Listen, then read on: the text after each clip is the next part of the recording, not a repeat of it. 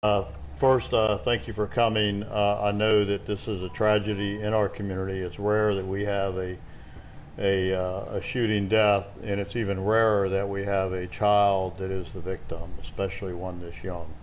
This was a life cut too short, and we know God now has an angel.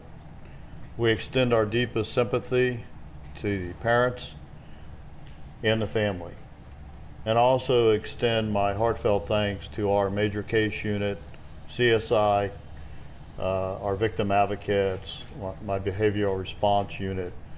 These are tough cases for our team to investigate. They're always tough, but when it's involving a child this young, and with many of them having children of their own, it just makes it even much more difficult. On Sunday, September 3rd at about 11:45 p.m., our communications center received a 911 call indicating a child had been shot inside the home located at 2 Randwood Lane in Palm Coast. When deputies arrived, there were 8 people in the home at the time of the shooting. We do have a person of interest, but we are still investigating all persons in the home, so no one has been ruled out. The biological mother was present. The biological father was not. The victim was an 18-month-old female, black female, that was born on February 23rd, 2022. Upon arriving to the scene, deputies and firefighter rescue performed life-saving measures, hoping to save the child's life. She was transported to Advent Health Palm Coast, the south, and sadly she was pronounced deceased upon arrival. The gun used is known as an American Tactical Multi-Caliber Assault Pistol, not a rifle, but a pistol. At this time, we're still determining the caliber she was actually shot with, and that will be up to forensics, since this gun can fire many different caliber of ammunition. We are working with the FDLE crime scene investigators and the state attorney's office homicide investigation unit to complete this investigation. During the investigation inside the home, we seized 420 grams of marijuana and 11 grams of a white powdery substance that we believe is either cocaine or heroin. Just a few minutes ago, we arrested an individual, and this is his actual name. The letters that I'm going to say do not stand for full names. C.J. Nelson, Jr. He's a black male, date of birth 10/12/2001. He was arrested for violation of probation. He was on probation for a gun-related offense and was not allowed to be in possession of any weapons as a condition of his probation. In fact, he is being booked into the county jail right now as I'm speaking. He has not been charged with this death yet. We have had 2 prior calls to this home in 2023. One was for a stolen vehicle, and one was a 911 investigation. Since 2010, we have responded to 11 additional calls to this home, mostly civil service, various follow-ups, a welfare check, and a warrant service. But at this time, this appears to be a rental house. We're still working to confirm that. So the current occupants may not be the ones that generated calls from 2010 to 2023. I'll be glad to answer questions. Just understand that this is still a very, very active case, and I will be limited on what I can say further. Sure. C.J. Nelson, the biological father, is he related to this child, and was it his weapon?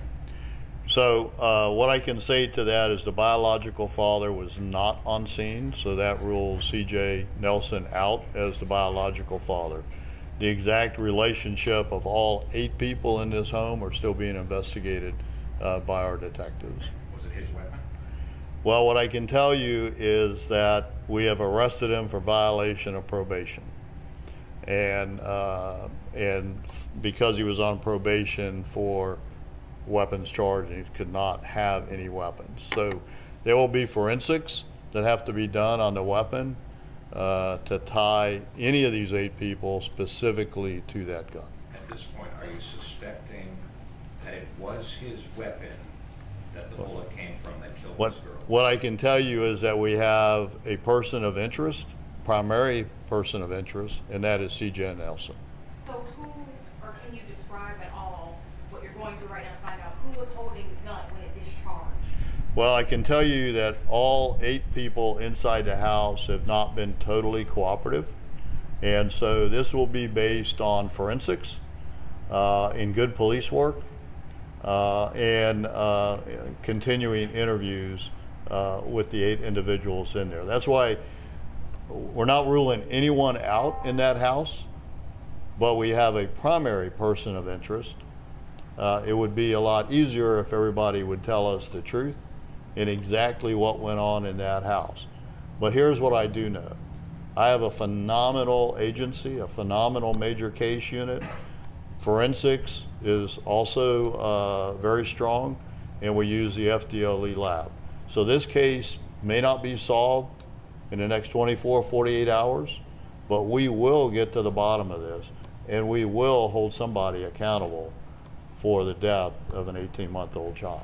To your understanding at this point, you were released as accidental. Do you believe there was an argument leading up to this? What was there to tell you? Well, what we said, it may have been accidental, was, I believe, the exact quote that was used in there. So we are still investigating everything that was going on in that house. Where was he shot? What I can say at this point, because since we found, a fairly large amount of drugs in the house, we do not believe this case was drug related at this point. The investigation is not even 24 hours old yet.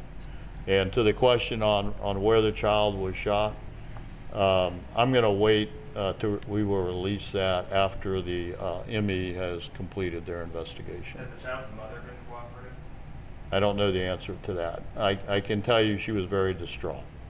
Sheriff, you say person of interest. So for everyone watching, trying to figure out what exactly happened, I know the word may have been accidental has come up a few times. Do you believe that this person of interest fired the weapon, or do you believe that the child got a hold of the weapon?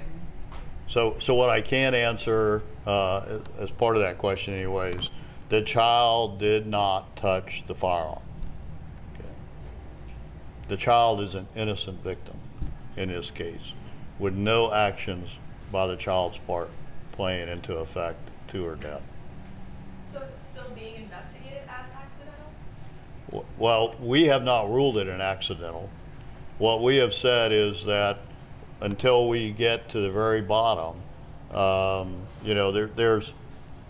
there's different levels of manslaughter, different levels of homicide, and you can have an accidental death and it be a negligent homicide.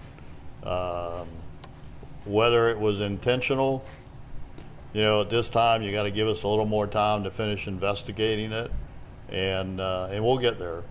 Has anyone else been detained or arrested in connection to this case at this point? No. Were the other 8 people all adults? Yes, that's my understanding. Eight adults were in the home. Sheriff, was this a legal firearm? I don't know the answer to that yet. We still have to go back. We know it wasn't at least reported stolen, so we know that.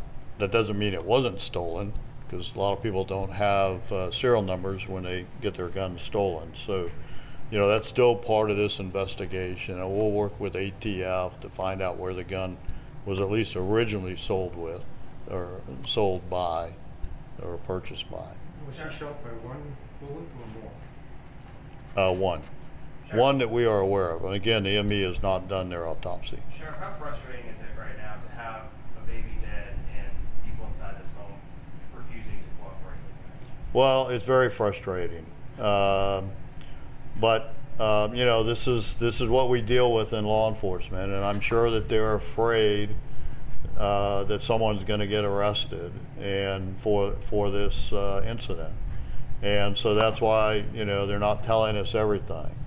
But I hope that the witnesses will come around and cooperate more than they have been. If they don't, you know, that's certainly their right, and we will do it the hard way, which is forensics and further investigation, and you know, we will get to the bottom of it. You mentioned only one person of interest, Sheriff. We know a shot was fired. Do you believe that shot was fired by this person of interest? It's still part of the investigation, but nice try. Keep coming back around to that question, though. I'll give you that. Do you have information on positioning, where the child was, where the gun was when it was discharged at the time? We do. We're not releasing that because it's still an active investigation. Why FDLE, why State Attorney's Office investigating? So anytime we have a death that could be a homicide in Flagler County, we work with the State Attorney's Office Homicide Investigation Unit. As far as FDLE, I have a very good CSI, but we are short-staffed in CSI, and so through a rotation basis agreement that we have with FDLE, we use them. And on certain major cases, we will use them also because their lab will be the one that will be investigating the forensic side.